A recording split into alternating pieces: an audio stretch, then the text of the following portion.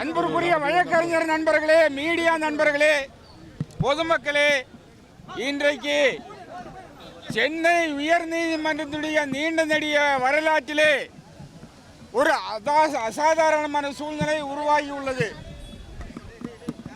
உள்ளிருந்தே கெடுப்பார்கள் என்று சொல்லுவார்கள். நீதித்துறையினுடைய சுதந்திரத்தை, நீதித்துறையினுடைய கண்ணியத்தை, நீதித்துறையினுடைய மாண்பை, பெருமையை, கீர்த்தியை உள்ளிருந்தே கெடுக்கக்கூடிய வேலையை நீதிபதி ஒருவரே செய்வதுதான் மிகவும் ஒரு அதிர்ச்சியான விஷயம். பிரச்சனையே இல்லாத ஒரு சூழ்நிலையை திருப்பரங்குன்றத்திலே ஒரு பிரச்சனையாக உருவாக்கி ஒரு அவசர கோலத்திலே ஒரு தீர்ப்பை நல்கி அவசர கோலத்திலே ஒரு கண்டெம்ட் பெட்டிஷனை எடுத்து அவசர கோலத்திலே திருப்பரங்குன்றத்திற்கு எந்த சம்பந்தமும் இல்லாத நபருக்கு சிஎஸ்எஃப் பாதுகாப்பு வழங்க உத்தரவிட்ட சென்னை உயர்நீதிமன்ற மதுரை கிளையினுடைய நீதிபதி திரு ஜி.ஆர். சாமிநாதனுடைய அவசர கோல உத்தரவு, ஒருதலை பட்சமான உத்தரவு எந்த வகையிலும் அரசியல் சட்டத்துக்கு உகந்தது அல்ல, சட்ட விதிமுறைகளுக்கு உகந்தது அல்ல. நீதிபதி திரு ஜி.ஆர். சாமிநாதன் அவர்கள் பதவியேற்ற காலத்திலிருந்தே பல பிரச்சனைக்குரிய தீர்ப்புகளை கூறி வருகிறார். அவர் அரசியல் சட்ட நீதிபதி பதவியை ஏற்கும் போது அரசியல் சட்டம் 3வது அட்டவணைப்படி அவர் எடுத்துக்கொண்ட உறுதிமொழிக்கு முற்றிலும் முரணாக செயல்பட்டு வருகிறார். அரசியல் சட்டத்தையும் நாட்டில் உள்ள நீண்ட நெடிய சட்டங்களையும் உயர்நீதிமன்ற இருநபர் அமர்வின் முடிவுகளையும் தலைகீழாக மாற்றி அவசரகதியிலே பல தீர்ப்புகளை எழுதி வருகிறார். அதாவது எச்சலிலையில் உரளலாம் என்று ஒரு தீர்ப்பு போட்ட போதே 2017ஆம் ஆண்டில், அது 24ஆம் ஆண்டில் தீர்ப்பு வந்த போதே இந்தியா முழுவதும் மிகப்பெரிய சர்ச்சை எழுந்தது.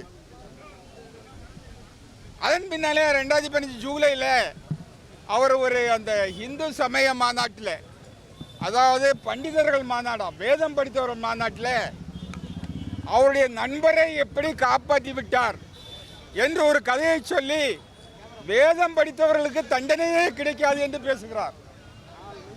அதை ஒட்டிதான் வாஞ்சிநாதன் அவர்களுடைய பிரச்சனையும் வந்தது. நீதிமன்றத்திலே அவர் நீ ஒரு கோழையா என்று கேட்டார். இந்த பிரச்சனைகள் எல்லாம் இருக்கும் போதுதான் இந்த தலைகீழான சட்டத்துக்கு விரோதமான, அரசியல் சட்டத்துக்கு விரோதமான தீர்ப்பு நீதிபதி திரு ஜி.ஆர். சாமிநாதன் அவர்களால் வழங்கப்பட்டுள்ளது. அவருடைய அவசர தீர்ப்பால், ஒருதலைபட்சமான தீர்ப்பால் திருப்பரங்குன்றம் மலையிலே அமைதி கெட்டது மட்டுமல்லாமல் அது தமிழ்நாடு முழுவதும் ஒரு அமைதி கெட்ட சூழ்நிலையை ஏற்படுத்தி வருகின்றது. ஆனால் தமிழ்நாடு அரசு அந்த பிரச்சனையை தீர்க்கமாக, கண்ணியமாக, ஆணித்தரமாக கையாண்ட விதம் என்பது இன்று உலகத்தையே திரும்பி பார்க்க வைத்துள்ளது.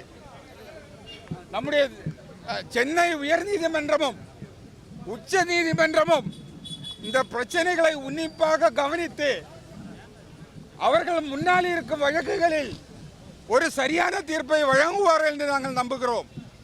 இன்றைக்கு இருக்கிறது 3 விஷயம்.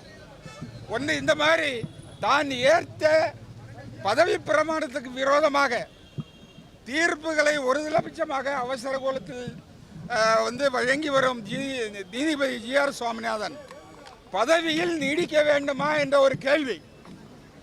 அவரே அவருடைய பதவியை ராஜினாமா செய்து அவர் இந்து மத தீவிர பிரச்சாரத்துக்கு செய்வதில் எங்களுக்கு ஒன்றும் ஆட்சேபனை இல்லை.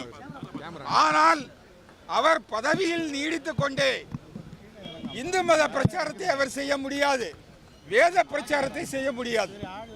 அப்படி அவர் செய்வார் என்றால் சென்னை உயர்நீதிமன்ற தலைமை நீதிபதியும் 3 நீதிபதிகள் அடங்கிய கொலிஜியமும், உச்ச நீதிமன்ற தலைமை நீதியும் 5 நீதிபதிகள் கொண்ட கொலிஜியமும் இப்பிரச்சனையில் உடனே தலையிட்டு அவரை சென்னை உயர்நீதிமன்றத்திலிருந்து உடனே வேறு உயர்நீதிமன்றத்துக்கு இடமாற்றம் செய்ய வேண்டும்.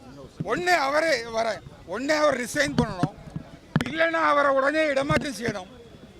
அதுவும் நடைபெறவில்லை என்றால் இந்தியா முழுவதும் ஜனநாயகத்தில் நம்பிக்கை உள்ள, மதச்சார்மையில் நம்பிக்கை உள்ள அரசியல் கட்சிகள் அவரை உடனே பதவி நீக்கம் செய்ய இம்பீச்மெண்ட் மோஷன் லோக்சபையில் ராஜ்யசபையில் எடுத்து வர வேண்டும்.